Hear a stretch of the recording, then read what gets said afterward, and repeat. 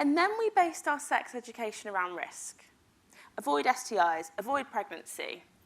We taught girls how to protect themselves, which is important, but we didn't teach them about their own bodies. So my name's Dr. Savary-Trathen, and today I'm going to talk to you about why a woman knowing their body is a more powerful woman. So I'm a doctor, I work in hospitals, and yet most of the women that I see were never truly taught how their bodies work, not their anatomy and not their pleasure. So I make social media content, and I went out onto the streets of Brighton with a diagram of the female genitalia, and I asked strangers to label the clitoris. Most men got it wrong. That didn't surprise me. What surprised me was that most women got it wrong. Women in their 20s, women in their 40s, women with children, women who'd been sexually active for years. But what surprised me the most was when I got home, I uploaded this video to social media, and I got messages from female colleagues I went to medical school with, doctors who'd passed anatomy exams, saying, I got that wrong too. And it got me thinking, if we medically trained women don't know our own bodies, what else weren't we taught, and why? But this isn't accidental. For centuries, medicine has studied the female body through a reproductive lens. We've mapped the uterus, we've obsessed over fertility, we've studied pregnancy and childbirth, but the only organ in the human body designed purely for sensation has been minimized or ignored. In fact, the first full anatomical description of the clitoris was first described in 1998. Yeah. So, you know, when we ask questions about why women don't understand their bodies, that kind of tells part of the picture, right? And even the language we use reflects this picture. So up until 2019, the term pudendum existed in medical textbooks, and that's Latin for that which one should be ashamed of, and it was used to describe the external female genitalia. That which one should be ashamed of. And then, back in the 19th century, this is also quite sad, a group of gynecologists advocated for removal of the clitoris, a clitoridectomy, as a treatment for self-pleasure. They believed that self-pleasure caused depression, paralysis, blindness, and even death. So when women come into our clinic rooms and they are ashamed of their bodies or they're whispering questions, that's not ignorance, that's inheritance.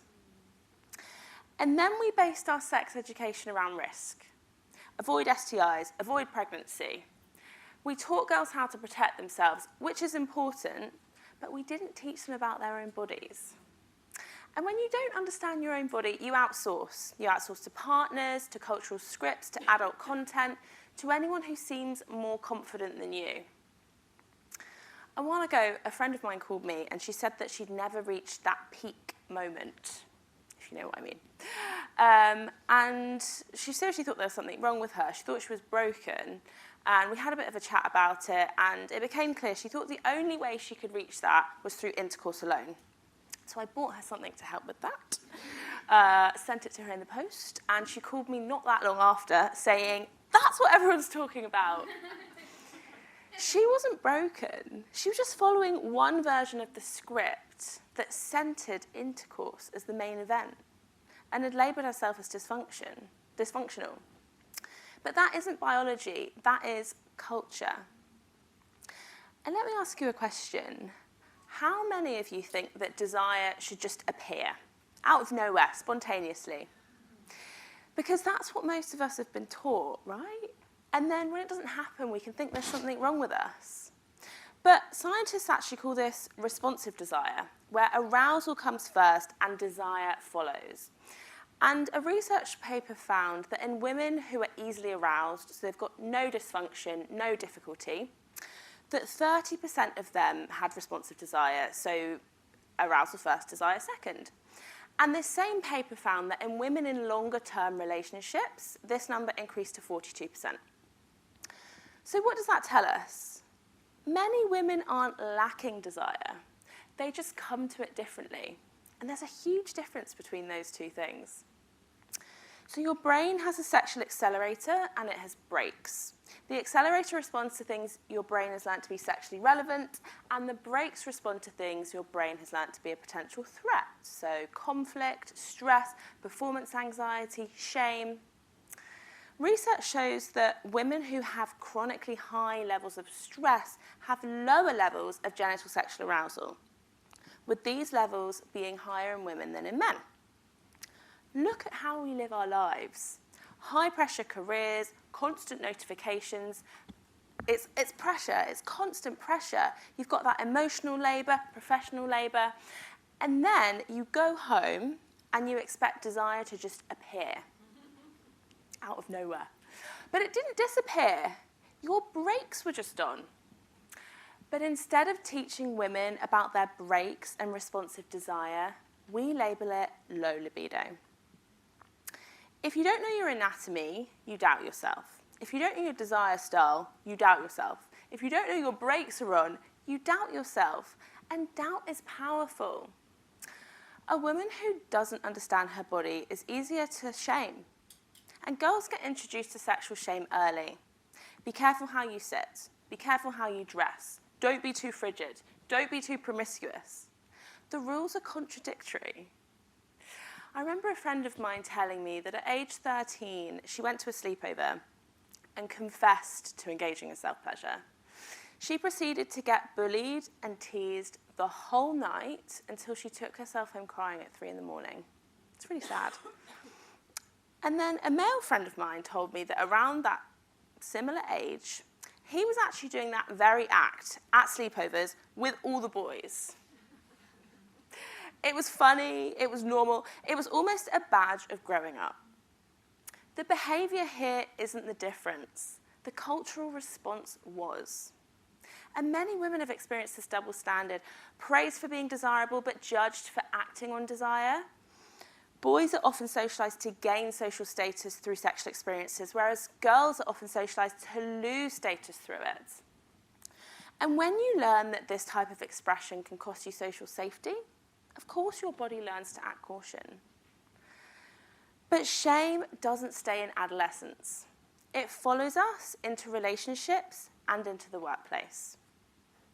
Research shows that negative body image can directly impact energy and engagement at work. In other words, energy that could be spent doing creativity, leadership, decision-making is instead spent monitoring the body. And we should ask ourselves a harder question. Who stands to benefit from women feeling broken? Because when you feel broken, you spend energy trying to fix yourself rather than looking at whether society might be the problem. You buy products.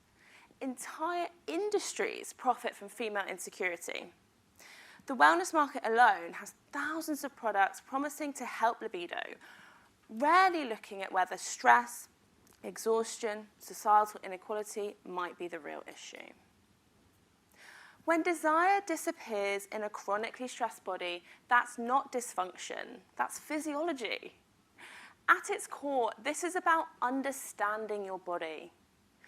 What if a woman who feels empowered in intimacy isn't just empowered in the bedroom? What if she's harder to underpay? I want to convince you this is not just a trivial conversation about women's anatomy. This is a conversation about power. Because a woman who feels shame around sex, and it chips away at her confidence, shame around sex, doesn't know her body, that affects her confidence, and that can impact her personally and financially. Even today, the gender pay gap in the UK persists at roughly 13%. That means for every 87p earned by a woman, men are earning £1. Knowing your anatomy is power. Knowing your desire style is power. Knowing your brakes is power. A woman who understands her body, that's not indulgence, that's information. And when we can trust that information, we can stop performing for scripts we didn't write. For centuries, women's bodies have been managed and medicalized. Reclaiming pleasure is not frivolous, it's disruptive. Because a woman who understands her body is harder to shame. You were never broken. You were operating within a context that was never designed for you. And when we can rewrite that context in our clinics, in our classrooms, in our relationships, in ourselves, that's not indulgence. It's power. Thank you.